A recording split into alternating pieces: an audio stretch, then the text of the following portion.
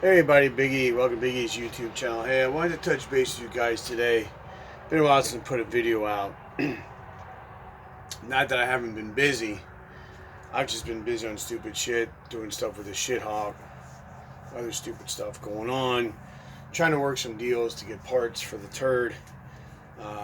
So that's what I've been up to. Not that I haven't been not doing anything or slacking. Anybody knows I'm not slacking.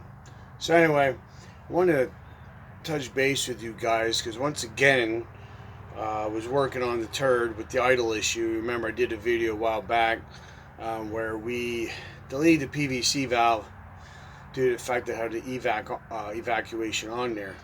That didn't cure the problem. What I did do, however, after I did some, lack of a better word, mental masturbation of the problem, what I did was, now this is what's called the idle air control valve, or IAC motor. They're in every car. So what I did, this is the one, this is actually the newer one. I had this in the car. I replaced this 2 years ago, trying to correct the problem. It obviously didn't, because it acted up really bad in the video. I think it stalled like 3 or 4 times before I even got the thing staged. But anyway, so I pulled this out. I still had the other one in, so I was assuming that one worked. So what I ended up doing was I took a file, and I don't know if you can see on here, but you can see like a ring, a wear ring on here. What I did, I took a file, I filed that off.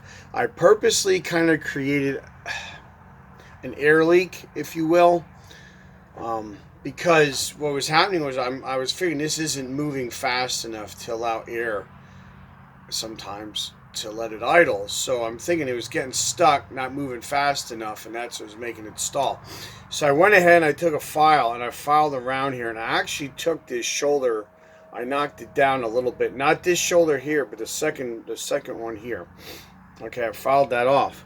So took the throttle body off, swapped this out. What I also did, and I don't have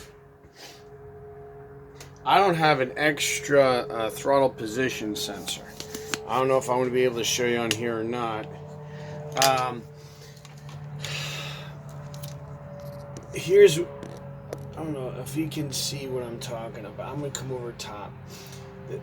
Here's your throttle position sensor. Now, on the throttle position sensor, there's on these, they're not adjustable. So you have to, it's basically a straight shot through with the bolt to where it bolts onto the throttle body. So what I ended up doing was I took a let me see here. I took a rat tail file like this, okay, and where the holes were, where the bolts go through, where it bolts into the throttle body. First thing I did was I put the throttle position sensor in there, and I'm getting ahead of myself. Back up. So what I do is I took the throttle position sensor off. On this throttle body, there is a shaft that comes out, and it looks like a really thick straight screwdriver. But it's the end of the shaft that's machined down. So the shaft comes out, and it like locks into, this is the throttle position sensor. And when this turns, it locks, and it turns the throttle position sensor. Okay, so what I did was I was looking where the way it would turn when you give it, start opening the throttle blades.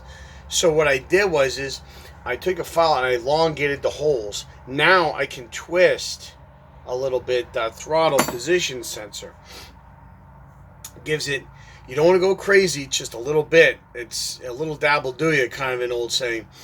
I elongated it a little bit. So what I did was I cracked the throttle open a little bit, okay, to that way so the throttle position, I'm trying to think how I can explain this. So that way, even with the throttle fully closed, which it never is, but if it is, what I thought was happening was it was giving a 0 reading, okay, to the computer. So what I did was I cheated it, and I made it so that when when it goes all the way closed, it never reaches that 0, okay? So therefore, there's always a value coming from the throttle position sensor by turning it, if I'm looking here, I turned it counterclockwise. Okay, so if you're looking in on the passenger side of the engine, you're looking at the throttle position sensor. I made it so you can adjust it up. See that? Like this. Okay, so you want to smidge it counterclockwise. Don't go nuts. Okay, I did it enough so that way I could move that. Okay, so now when I close the throttle blades, okay, I still have it adjusted at the idle speed that I want, but now the problem I was having was when it slammed shut, it would give a 0 value, okay, because somehow it would travel.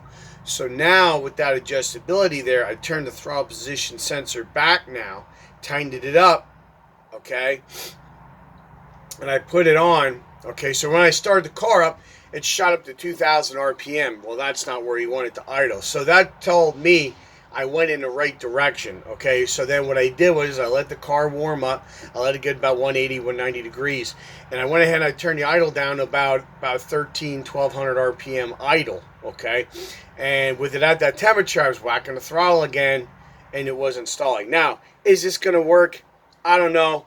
It's just something I'm trying. I want to share with you guys. I didn't want you to think I'm just sitting around here doing nothing. No, I'm trying to figure out the problems we're having with the Turd so we can go racing next year. And that was just something that I wanted to share. Let you guys know this is not something you're going to just find anywhere. This is something you might have to fit. If you have an LT1 or if you have this similar situation and this might be something to look into if you're having a stalling issue or whatever. I would recommend doing the throttle position sensor first. Filing down the idle air control valve motor, the actual valve, that's a little drastic, but like I said, I'm running pretty decent lift cam in here, so I went a little ape shit on it on purpose. Seems like it's idling fine. For now, I'm going to keep an eye on this. If it acts up again, I'm going to try and come up with something else, but I just wanted to update you guys on the Turd and some work that's going on. We still have some work I was doing on the Shithawk. That's a whole nother story for another day. But I just want to let you guys know we're working on the Turd. I'm still working on trying to find drum brakes for the rear of the Turd. And we still got to do the flex plate swap. Anyway, so I wanted to touch base with you guys, let you know what was going on, and just bring you up to date. So when things progress here, I'll get some more videos up. All right, so just touching base with you guys. All right, so please like and subscribe. Check out my other videos. This is basically me just rambling on, but just wanted to check in with everybody. So watch out for each other. Take care of each other. We'll see you next time on Big E's. Take care for now.